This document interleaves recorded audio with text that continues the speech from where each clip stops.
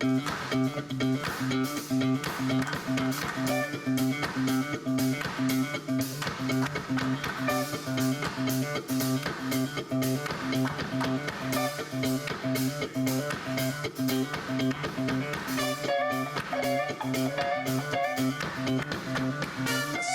commemorate the commencement of the 30th Festival, ladies and gentlemen, New Zealand Army Bands!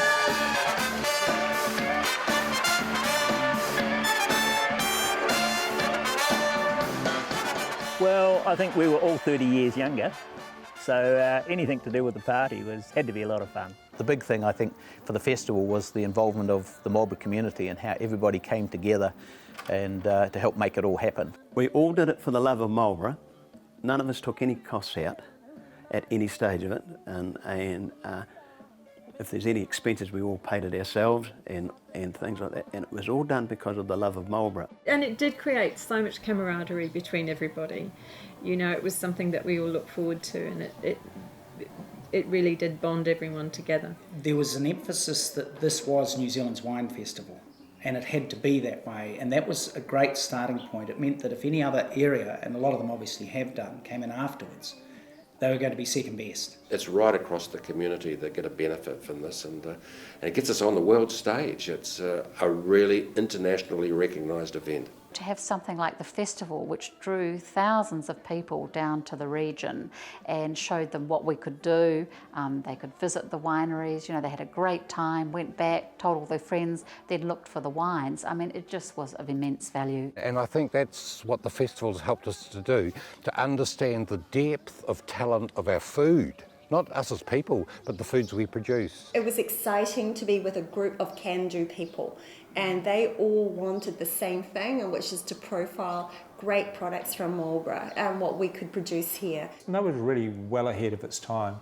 You know, there's a really, you know, those were wonderful. You know, you just get those funny feelings saying, God, this is great, this is fantastic, this is what it's all about. I remember Daniel, when we got here in 1980, he said to a farmer, all those paddocks with sheep in them, one day they'll all be vines. And he laughed at you, didn't he? You crazy Frenchman.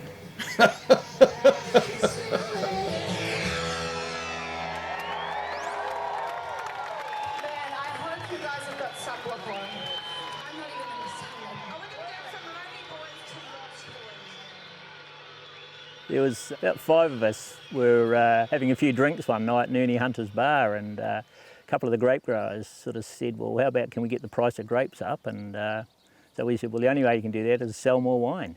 So we then came up with the idea of a festival, a local festival which would promote wine. It was probably, you know, really the brainchild of Ernie Hunter, who was a born marketer, I guess, and you know, the concept of being able to sell the province and sell the good wines here was born with Ernie's idea, really. He was a very ebullient Irishman. He liked organising parties and get-togethers, and with a group of people decided that if we were going to get Marlborough known as a wine district, even within New Zealand, that we had to have an event. And we held this public meeting, and something that occurred that we had never thought of, the local temperance union turned up en masse, and here we were, and we went through this thing getting all organised, and many of the people like Jerry Gregg and Allan Scott, I remember, who were at this meeting, and we went to get the thing going, and the temperance union stood up and basically said something along the lines of, if you have seen the broken marriages that we'd seen because of alcohol, now this is going to be Sodom and Gomorrah all over again. We can see people lying in the middle of Queen Street, lying in the gutters with empty wine bottles. You know, that they painted this picture, and it was so frightening and it literally put the festival off for 2 years because people weren't ready. They didn't think of that we would actually get that kind of opposition, and so it took a different approach of literally to really get the thing underway, nearly 2 years later.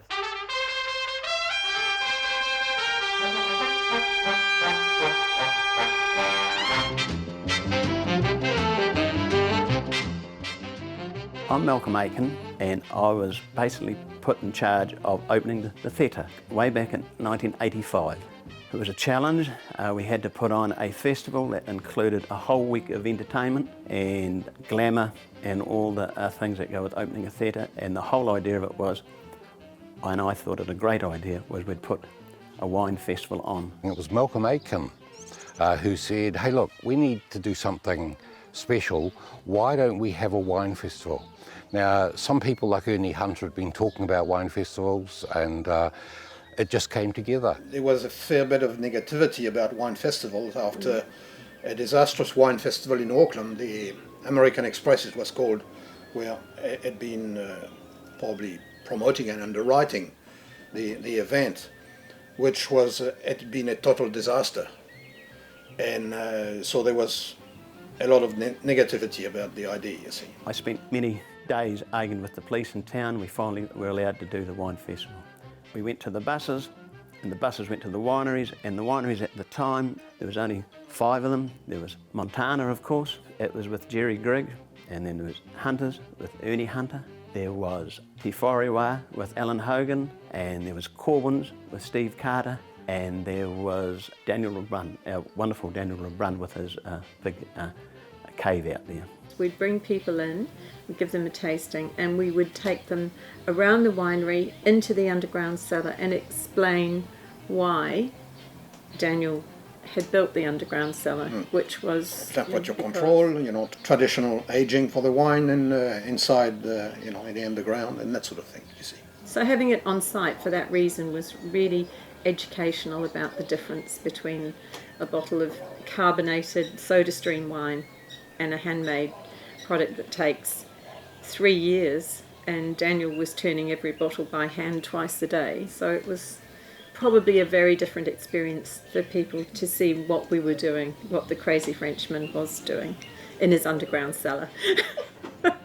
I think at Hunters, the one-day event turned into a 3 or 4 day event with hundreds of people at barbecues with pigs on spits and Irish bands and, you know, a whole lot of shenanigans, I guess, and lots of stories about how people got back into their various hotels in town on the back of a truck with chairs set up on the back tray. So I don't think that would be allowed today. I think the police followed it quite closely as we went back into town, but let it pass.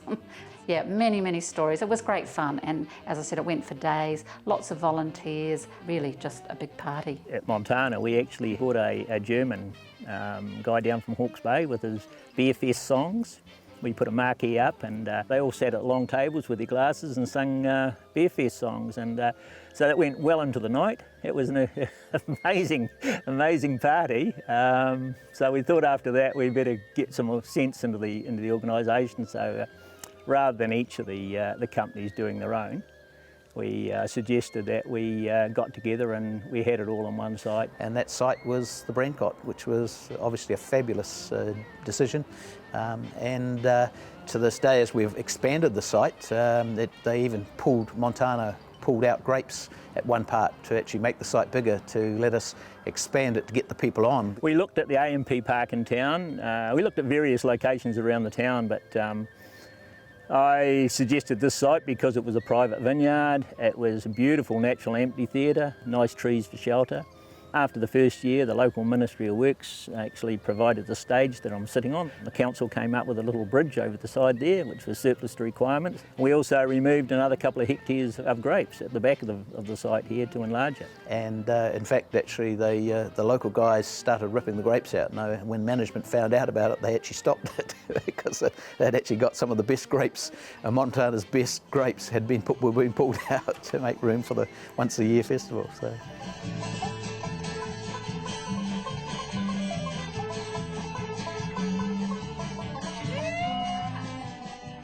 I got a phone call from Malcolm Aiken, chairman of the Wine and Food Festival. He said to me, "Karen, how would you like to be my secretary?" I said, "Malcolm, I don't think so. I know nothing about wine, a little about food, and I would have to consult my family." Malcolm said, "Next meeting is at your place, Monday, 5 o'clock. I thought, right, I'm in. It was a very mixed team. There was a very new Marlborough Promotions, I think it was called then, who also came on board with the few people who wanted to see the wineries have an event. And my friend Jane Taylor, who did the landscape design and did all the designs of the tents and where everything should be on festival day. We decided to do it in the shape of a village. So we had little tents and marquees set up like a village, like with streets, and we had musicians playing playing on street corners, so to speak. So we had a couple singing in French with a little piano accordion on a street corner, and we had folk singers. And people just walked around, and it truly was grazing in a village created in this little green amphitheatre surrounded by vines. Huge number of volunteers, school groups, Rotary clubs, anyone who came along. People just decided that it was something they wanted to get involved in, and without them, of course, with all these things, it would never have got off the ground, because you can have the idea, but to actually make it work and get it all set up so that it becomes a standout, so people want to come back again, you just need those huge numbers. The topless show at the Brun stall was probably was one which certainly brought the punters in. The Daniel Brun tent were doing their thing amazingly well with their method champenois, and they had the most beautiful girls there, and they were quite well equipped girls. And one of them, he had these stars and tassels. So one of the girls thought she would actually take off her top because it was a very hot day and just wear the tassels. Within a matter of minutes, just about created a riot. Well, it just about bowled over the tent to try to come and get a glimpse of the waitress and a taste of wine at the same time. And the tent started to move backwards, and poor Bill Floyd, fighting his way through, going, Adele, we'll have to get the police. And I went up and said to Daniel, hey, look, yes, it does look fantastic, and it's very French, and it's so appropriate, but if this goes on TV next year, if every bike gang in New Zealand comes here, do you really want to be serving them champagne out of a brown beer glass? And I'm like, well, we didn't know it was going to happen.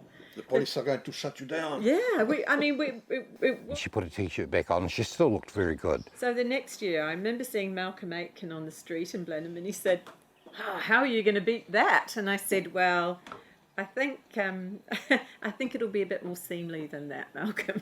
The standout thing for me was actually being able to cope with the numbers, because a couple of those early festivals just had huge numbers of people, and just trying to keep up with iced water, wine. We used to have to send the truck back to the winery to get more wine 2 or 3 times a day. We had helicopter rides there, and one of the more interesting things when you went for the helicopter rides was to going over the grapes and to find all the people who had imbibed in a few too many wines and got a little bit amorous, were finding themselves up the grapevines there and didn't realise they were being seen by all the people on the helicopter sightseeing trips. And the ones that came the next day for the parties the next day, sometimes we'd get up on Monday and there were people sleeping in the vines.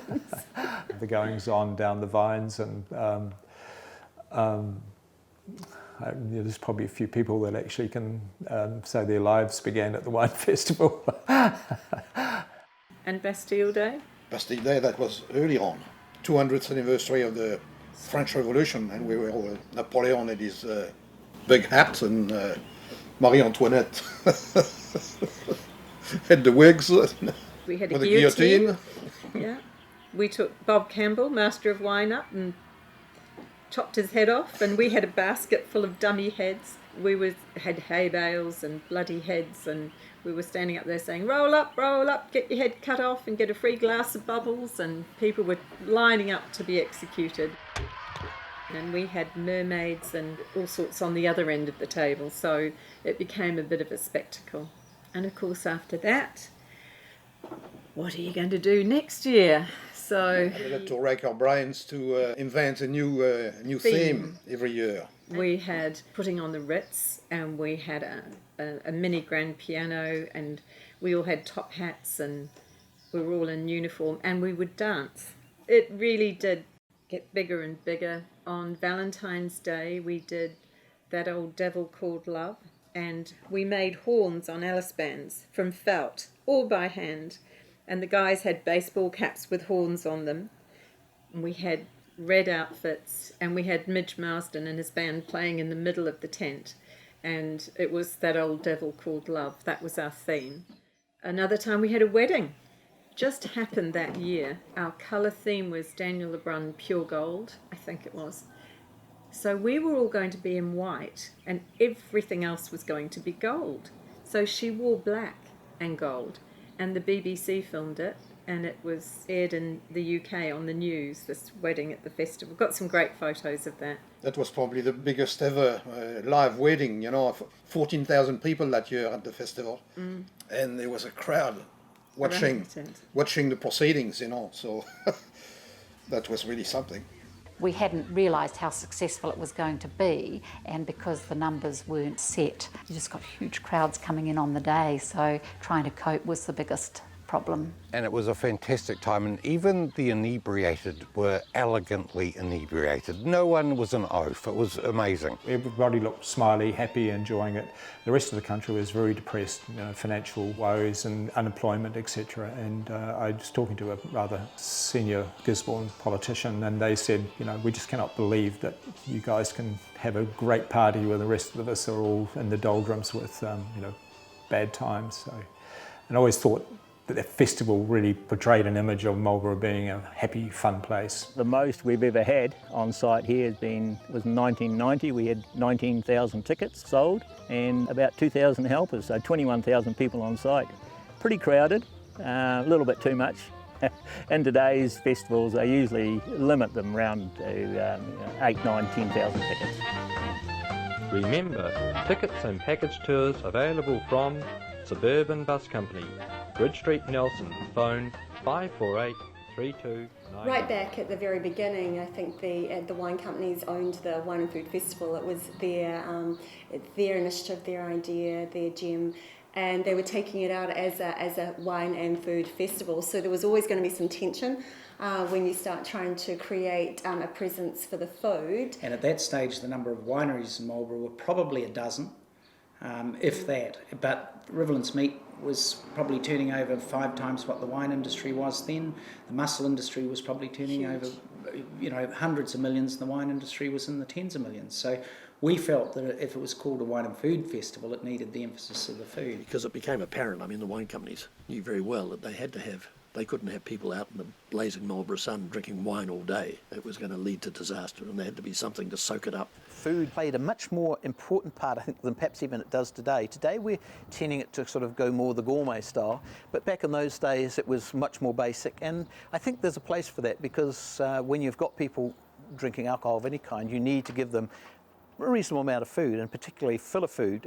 Little tiny snacks with salmon or something like that don't really cut it. Somewhere along the line they need a good piece of full body food sort of thing, maybe for lunch. And despite the fact that people from the gourmet side sort of went, not sure chips is really quite gourmet food, they served a very important purpose, and filler food became quite important. As we went on, we got people being a bit more sophisticated with the food, and we realised that the concept of having the right food and matching foods with the wine was quite important. But I still think there's a place, bulk is actually just as important as taste, that it's not much point in having 6 or 10 different tastes during the day if you haven't actually still haven't in the end of the day, you haven't got any food in your stomach. And so pretty soon we became pretty adept at developing things like hamburgers or steak sandwiches, and which we'd prepare on site in full view of the public. And we'd built this barbecue that was 2 metres long, and it was big enough and hot enough, because it was fired by 2 huge gas bottles, to cook a steak by simply putting it on one end of the barbecue and flipping it until you got to the other end. By the time you got to the other end, you had a 3/4 inch steak perfectly done. We've served 5,000 servings that year.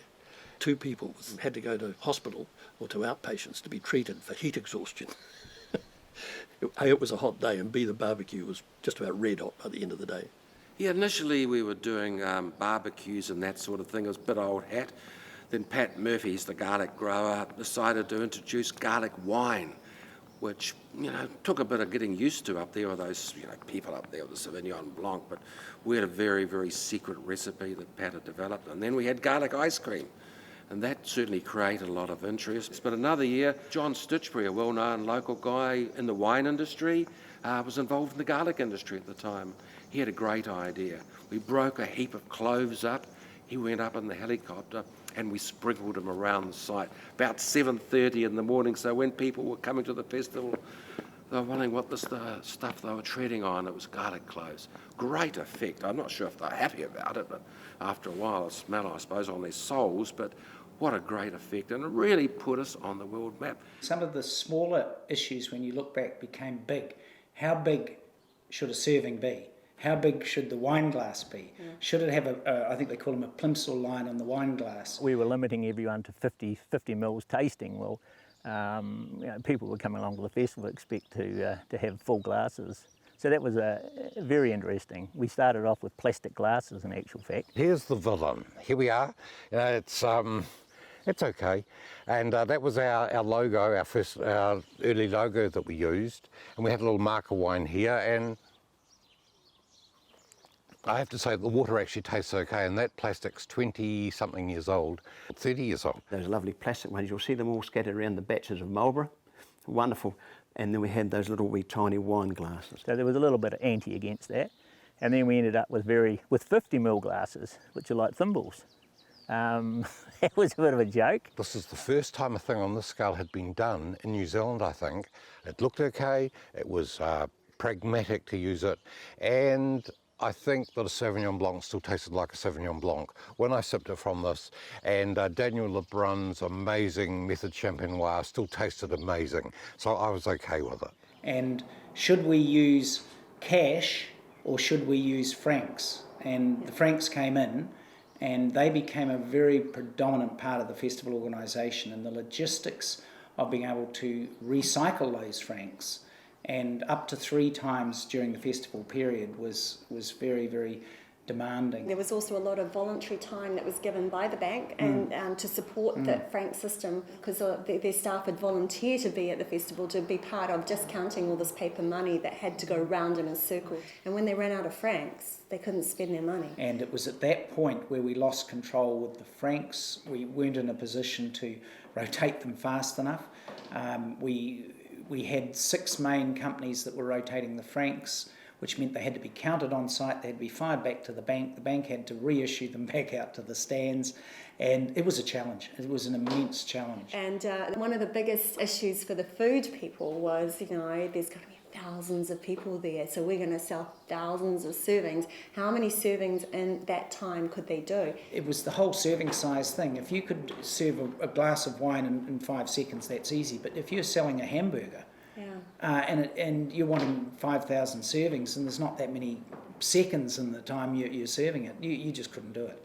So the whole logistics came back to having enough people, enough product on site, enough chilling space, enough electricity, and plenty of goodwill and enthusiasm behind the scenes. The food's come on, mega leaps over the years, and obviously as people have tuned into wine, as they do in Europe and around, the food becomes more and more important. And so from very simple, like us teaming with Riverlands Meats and just having, a steak on a piece of bread and, and really just feeding the masses, it's now very much gourmet food there and very much teaming up a particular dish with a certain wine. So both the wines and the food have really advanced in mega leaps over the years in tandem, and really the abundance of food that we produce here in Marlborough is just quite amazing, and you don't really see that in one go unless you go to something like the Wine and Food Festival.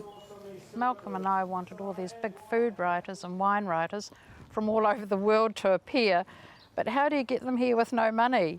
And here came Air New Zealand. Air New Zealand probably was a major sponsor without actually realising it, because I sponsored it and my managers didn't quite know in the early days until they sort of suddenly cottoned on and I invited them over, and they suddenly realised just what a great thing we'd actually built up, and then decided we'd better do it officially. Welcome to the 1994 Air New Zealand Marlborough Wine and Food Festival. And before we knew it, the ferries were full and the planes were coming in, and I don't think a Boeing had ever landed at Woodburn before. Air New Zealand used to bring a Boeing in from Auckland with the Auckland people, and that was coming at 6:30 in the morning. It used to come in early. They'd all go to Malcolm Aiken's for breakfast. And we had barbecues and that there, cooked them breakfast, a bottle of champagne, and off they would go. It just not believing what a fabulous start they had to the day. Mike Blair, who put on so many aeroplane seats for us, for VIPs from around the world, that actually gave us a world stage for a village budget. Air New Zealand provided a really a big impetus to the festival, because on the international front we were able to bring people, journalists and writers from as far afield as London and the US. We brought those people to it and they'd write about it, and again we'd brought them specifically just to write about Marlborough. We created a festival which was a platform, and the brands could stand on that platform and do their own thing very well. So there was the synergy of standing together on the platform, but they didn't dumb themselves down for each other. Each did their best, and as a result we had a team of the best. And which just gained it had a world impact. Well, all this week we're going to be showing you New Zealand, a vibrant country that is proving to be a Shangri-La for wine and food producers. I recently had the pleasure of visiting New Zealand and the Marlborough region in New Zealand, which is home to what is certainly one of the fastest growing wine and food festivals in the world. On the north end of New Zealand's South Island sits Marlborough, a region with such extraordinary growing conditions that it's creating an international buzz. About 20 years ago, viticulture in Marlborough was the sport of amateurs. Then, a group of European and Australian vintners began to filter into the region, bent on making serious wine. The conditions we've got in this district are more or less the conditions you get in Champagne in the very best vintage years only, which only happen once in a blue moon. When here we see that every year. Our salmon are one of the cleanest salmon in the world, and we believe that that the king salmon has natural attributes such as a higher oil level. It is a very small sort of niche market that we're looking at, and I think it's probably tied up with climate, with soils, and with improved viticultural techniques. With our variable weather, the success is actually managing the vineyards and getting the fruit to ripeness and to the flavours that we require. So in some years there's a lot of work, and in other years it just happens naturally. The superstar of New Zealand wine is Sauvignon Blanc. Around the world, winemakers have backed off from the traditional flavors of Sauvignon Blanc, aggressively grassy, herbal, vegetal. Gooseberry is probably the most widely used word. Asparagus and canned peas, of course, the classic negative descriptor is cat urine. 11 years ago, outside of New Zealand, no one had ever heard of the food and wine of Marlborough. Now, the Marlborough Wine and Food Festival is a destination for food and wine lovers everywhere. You know, this Sauvignon Blanc is terrific from Marlborough. And I brought back a bottle for you to taste. Ooh. And this bottle right here, the Gillen Sauvignon Blanc, it won the prize as the best Sauvignon Blanc of 1994 in New Zealand. So I thought we'd take a little taste, and why don't you stick your nose in that glass and tell me what you smell? It does smell a little bit like canned asparagus. Canned asparagus, yes. Isn't that amazing? We're doing a presentation in New York to the Culinary Institute of America, and so we had some kiwi fruit, and we produced a kiwi fruit salsa with the green shell mussels, fresh steamed green shell mussels, and a chilled Sauvignon Blanc. And I'll always remember one of the tutors at the Culinary Institute said to me, I've never had this before, this is an amazing New Zealand story. Don't miss it, there's really some great stuff in the works. I saw someone who seemed to be enjoying that lamb barbecue quite well. It was excellent. Just seeing the smiling face and all the people cheering on the board those aeroplanes because they had such a fantastic time, and knowing that what they would remember, if nothing else, was Marlborough. And that was all we really wanted, you know, was that brand Marlborough, I guess, thing, that name Marlborough would stick in their mind, that will go on and on. I always wanted to do a painting of it.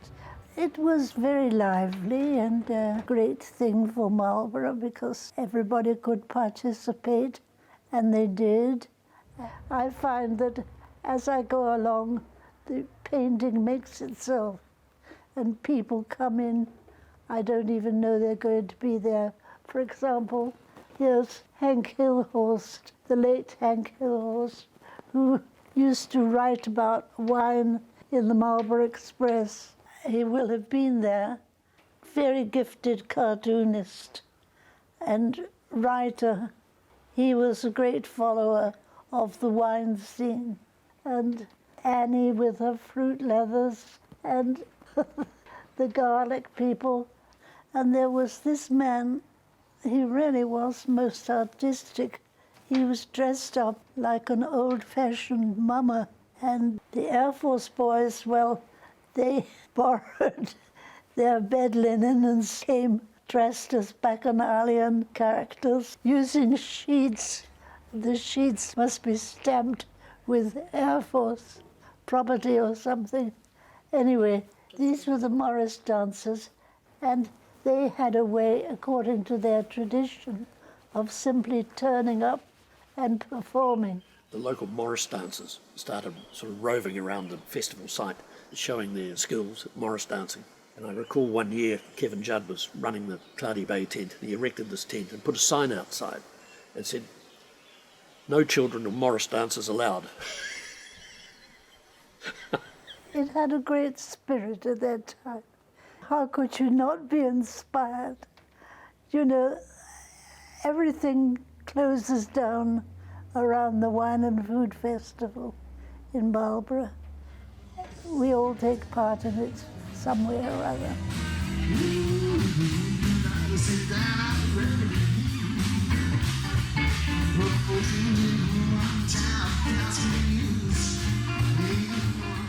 The music, in actual fact, it's hugely important. You actually control the day, you control the crowd with the entertainment. You know, you get them layering up just prior to lunchtime, and then you put on a pipe band or something similar just before lunch, and they all quite sit down and they head off to the food stalls. So when the Pull Yourself Together party, when we come to power, one of the first pieces of legislation we're going to pass is the legislation which means that no one will have sexual activity in New Zealand until they're 28 years of age. Here's one called Mothers. No one's thanking her for being a mother. She does what mothers do, gets her small boys up and dressed. She does what she does best. So we had up to 7 stages of entertainment. We would close those stages down progressively. So the highbrow stages, maybe the jazz stage and ones like that, we would close down, and those people go, oh, okay, well, we're going to go home now. And we progressively got rid of people in the nicest way as they trekked home, because their entertainment was now gone. And of course, we were left with a large sort of raging crowd at the main stage at the end with the almost obligatory hay bale fight hay fight that would go on at the end of the day. End of the day, you put the pipe band back on or something similar, and they all start heading for the gate.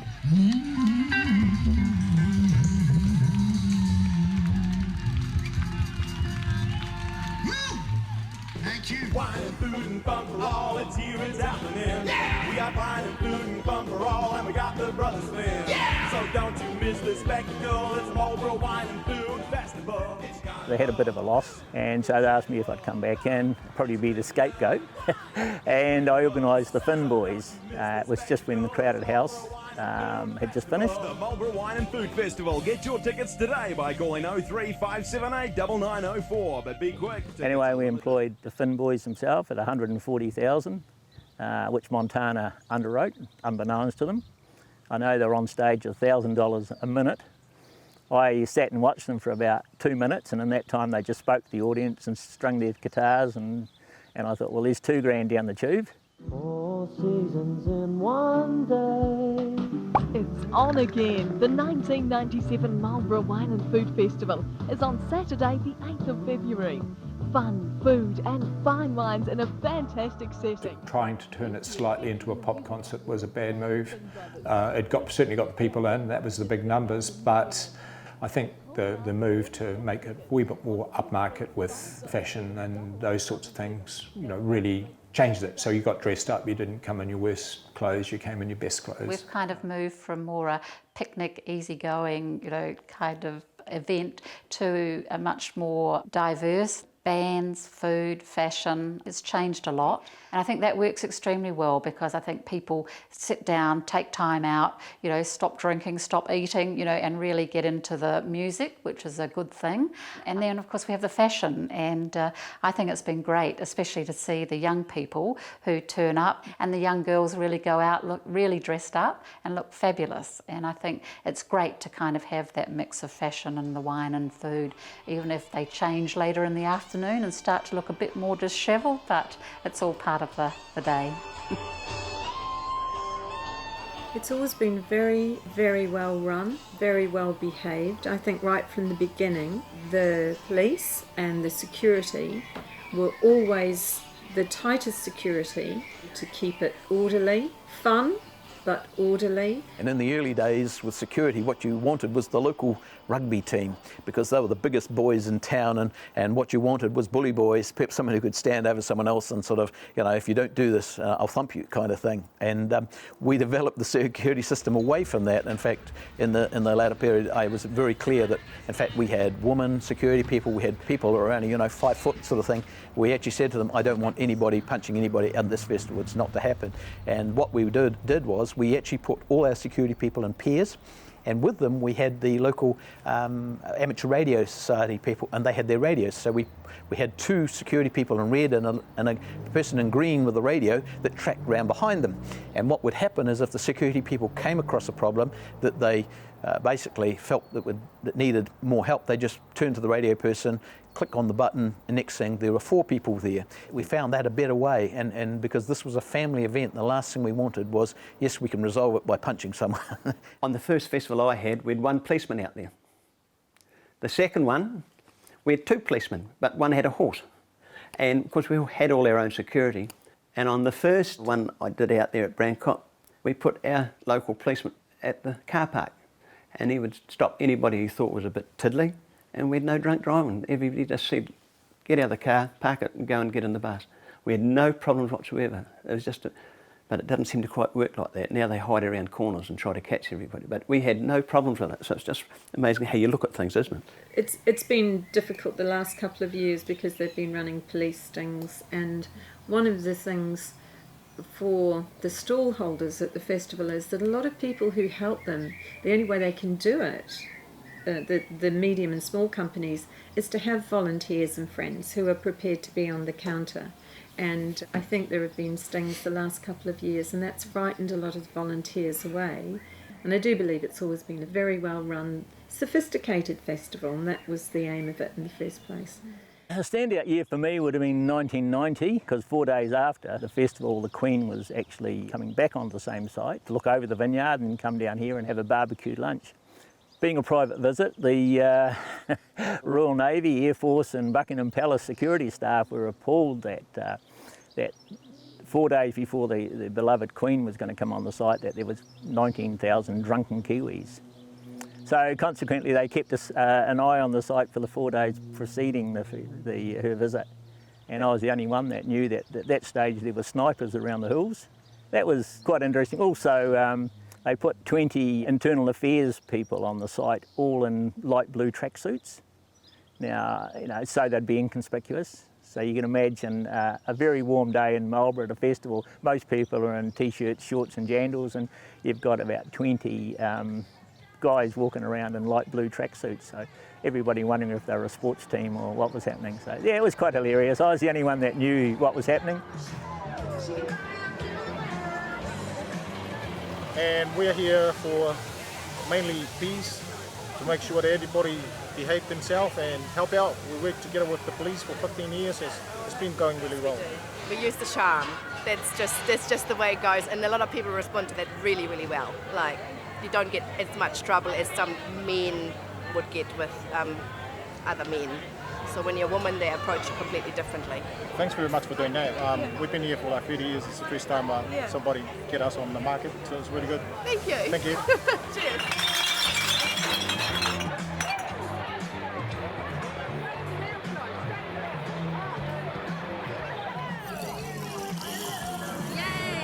So why are our girls rowing club? We're doing this as a fundraiser for the girls heading towards Mardi Cup.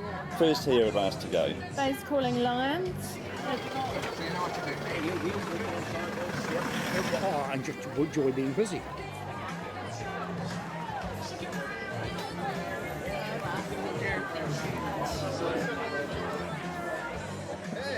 I was expecting some more casualties, but surprisingly it was very quiet. Yeah, I think that's one of the big successes of the festival. Perhaps some people don't actually see is the voluntary help and how those people came together for Marlborough, because they had that shared vision that this was going to be good for Marlborough and that we'd all benefit and that their efforts would actually contribute to that. And they just got on and did it, and it made my job just so much easier. It was a real blast to actually work with those people. It takes a lot of people, a lot of effort to put on an event like this, and I want to acknowledge them all. It's really, really good for Marlborough.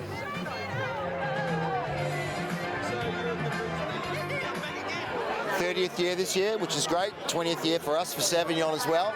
So it's a lot of celebration. It's been well run, great people, everyone's been well behaved. Can't wait for next year.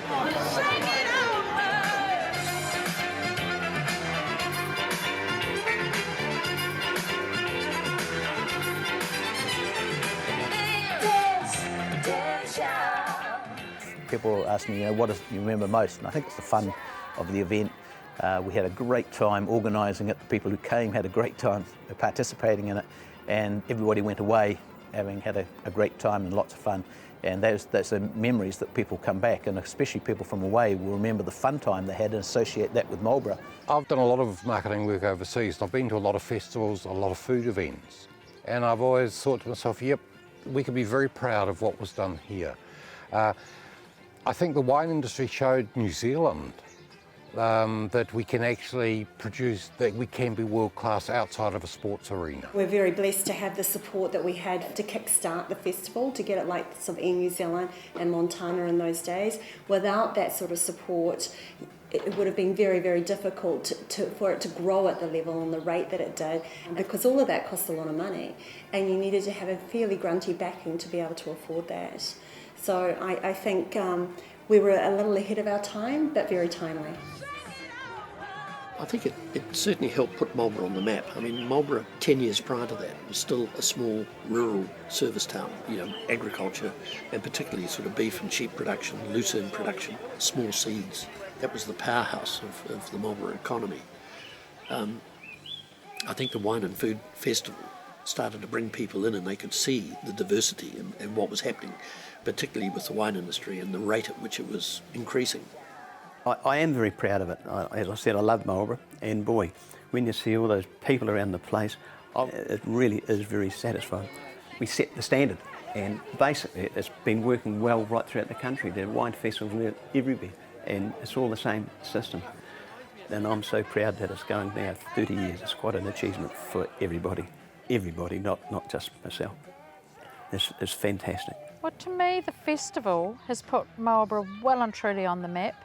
We are the Sauvignon Blanc capital of the world, and whenever you say you come from Marlborough, people immediately associate the wines with it. And I mean, it's just been fantastic. Look, it showcases this region brilliantly, and we need to be very thankful for an event like that. These events bring people into Marlborough, they spend money, and they go away and tell their friends. No, it's an absolute success story. It's still relevant, but relevant to people in absolutely different ways. But that's what makes it, I think, such a popular event, because people get out of it what they want, but also may find there's something there that they didn't know, and add to their knowledge or add to their day. We always had luck on our side. The weather's been just about perfect the whole time. I don't know how many times we'd have a downpour of rain on Friday night, and you think, oh my God, it's going to be a washout, and next day, beautiful clear sky, and everything was just crystal clean and crystal clear. It was just, amazing. I think it's just been a fantastic event. It's always a sunny day. We've never had a rainy day yet, touch wood. And the music's great, the crowd is fantastic. I don't know, it's just Marlborough. Fantastic. Yeah. We are pioneers in that, in those early days, and it really does create a bond between you, that when you all sit down together at something every so often, and maybe some of the younger ones come in and start talking, and you look at each other and you think, oh, well, we remember what it was like before it ever started. So for that, yeah. Okay. Yep. Everybody go, you know he's watching. Hey, come talk about this.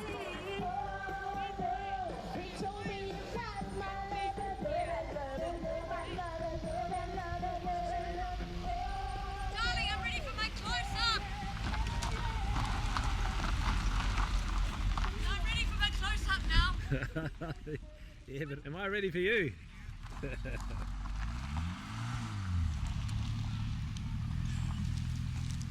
lovely time. One's the bubbles. We like bubbles. And now I'm going home because I've had enough.